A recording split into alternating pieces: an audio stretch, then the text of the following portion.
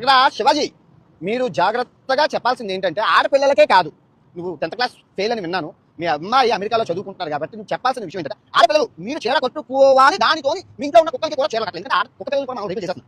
తర్వాత గరికపాటి నరసింహారావు గారు 65 సంవత్సరాల మీకు 3 వస్తుంది అన్నారు కాబట్టి అదే పనిగా కుక్కల్ని కూడా కొంచెం చూడమని చెప్పండి. సనాతన ధర్మంలో తల్లిని రేపు చేయడం ఎంతవరకు న్యాయం? మీరు ఎలాంటి వాటిని మాట్లాడరు, ఎవరు మాట్లాడరు, నేను మాట్లాడితే నన్ను విధవా అంటారు, ఇది ఎక్కడ న్యాయం చెప్పండి?